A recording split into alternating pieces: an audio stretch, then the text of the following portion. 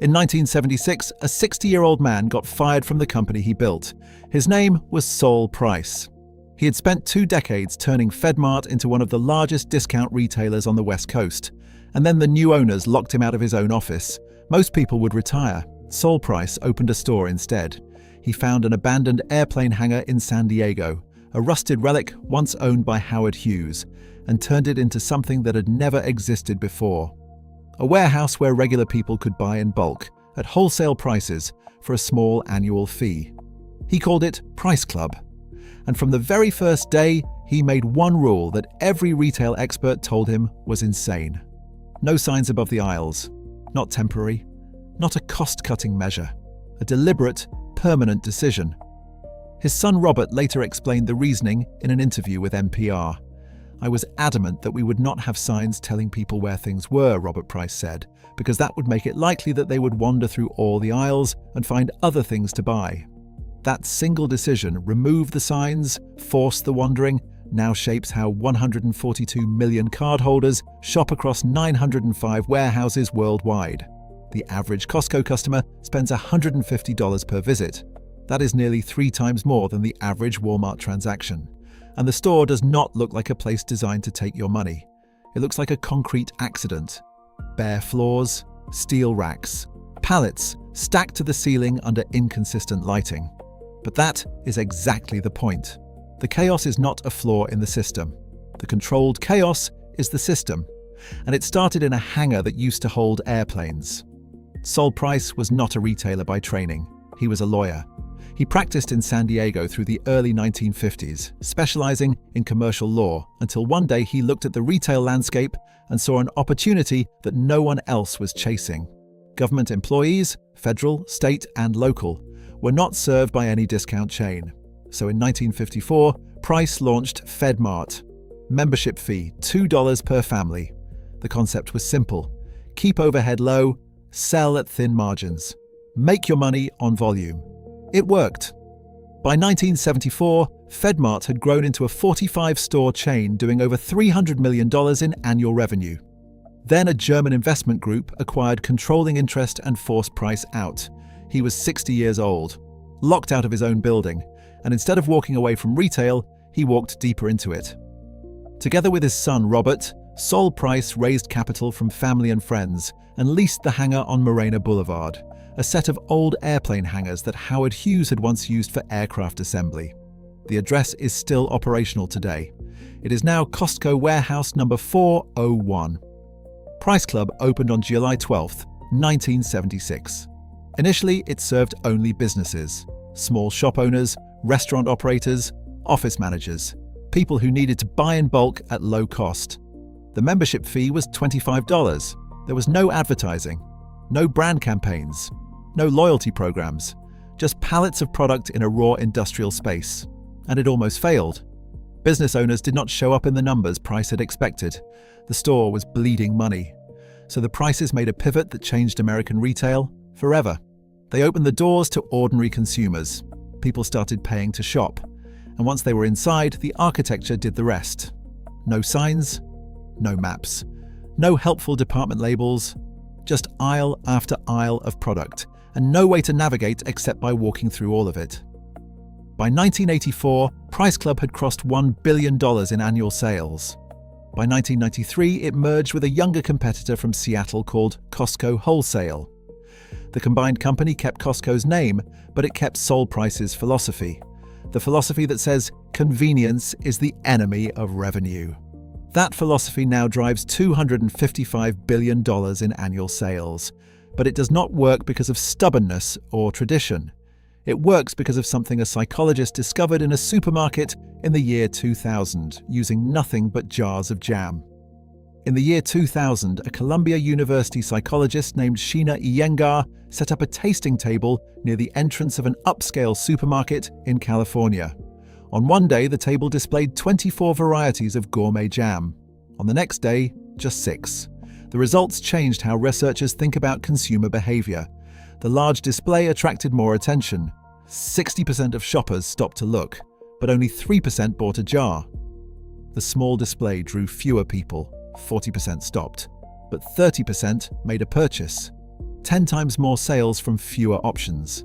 Iyengar and her co-researcher Mark Lepper called the phenomenon choice overload. Barry Schwartz, a psychologist at Swarthmore College, later named it the paradox of choice. The finding is counterintuitive. More options should mean more satisfied customers. But in practice, too many choices create anxiety, comparison fatigue, and regret. The brain stalls. And when the brain stalls, the wallet stays closed. Now, look at Costco. A typical supermarket stocks over 30,000 products. Costco carries roughly 4,000. That is less than 1/7 the selection. And instead of organizing those 4,000 items with helpful signage, Costco removes every navigational aid and forces you to walk past all of them. This is controlled chaos working at 2 levels simultaneously. First, fewer products mean less decision fatigue. You are more likely to buy because the choice is manageable. Second, the absence of signs means you cannot skip to what you need. You see everything, and seeing everything triggers what Costco internally calls the treasure hunt. The feeling that any aisle might contain something unexpected, something limited, something you did not know you wanted until you saw it. Costco rotates its non-staple inventory constantly. The flat-screen television that was on aisle 7 last week may be gone today. That scarcity is real, not manufactured. And it creates urgency. If you see it and you want it, you buy it now because it may not be there next time. Then there are the free samples. Not a courtesy, a weapon. Behavioral economist Dan Ariely has described the mechanism as reciprocity. When someone gives you something for free, your brain feels an obligation to return the favor. You taste the cheese, you feel a subtle pull to buy the cheese. According to the Harris poll, 86% of shoppers say they are more likely to buy a product after sampling it. And the numbers from Costco's own sampling campaigns back this up. Featured beer brands saw sales increase by 71%. Frozen pizza jumped 600%. Wine rose over 300%. These are not rounding errors. These are behavioral shifts triggered by a single bite. Researchers at Brigham Young University confirmed the broader pattern. In-store sampling creates both an immediate sales spike and a sustained lift that outlasts simple end-of-aisle displays by several weeks. The key insight: sampling works best in stores with a smaller, curated selection. Exactly the environment Costco has engineered. Every element, fewer products, no signs, rotating inventory, free samples, points in the same direction. Keep the customer moving. Keep them discovering.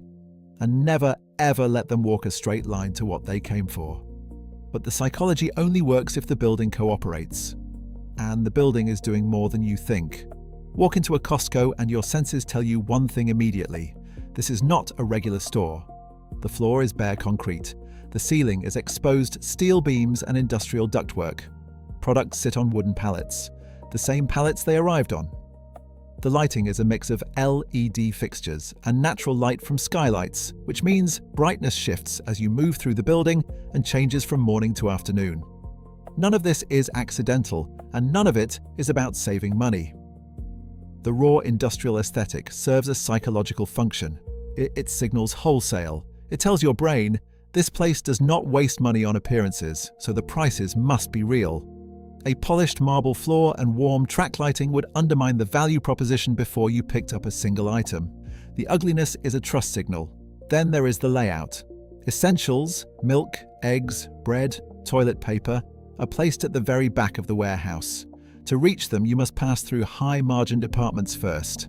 Electronics, jewelry, clothing, seasonal items, all positioned between the entrance and the things you actually need. The path to your staples runs through temptation, and those staples are priced to keep you loyal. Costco caps its markup at 14% for branded products. For its own label, Kirkland Signature, the cap is 15%. The average markup across all items sits around 11%. Compare that to Walmart at 25% or a department store at 100% or more. Costco does not want to profit from the product.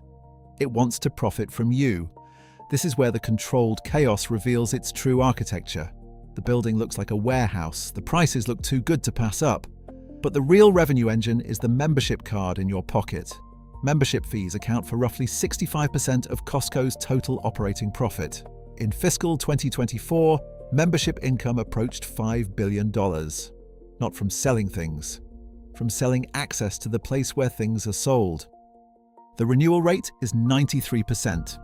That means fewer than 7 out of every 100 members decide the fee is not worth it. And the average member visits 32 times per year, roughly once every 11 days. Each visit, $150. The math is relentless, but there is one element of Costco's design that almost nobody talks about. It may be the most effective manipulation of all, and it has nothing to do with what you see on the shelves. Every few weeks, Costco moves things. Not everything. The milk stays in the back, the rotisserie chickens stay near the exit. But between those fixed anchors, the landscape shifts. The olive oil that was on your left last visit is now 4 aisles over. The laundry detergent moved to a different end cap. The seasonal display where the hiking boots were is now stocked with patio furniture. This is not a logistics decision. It is a neurological one.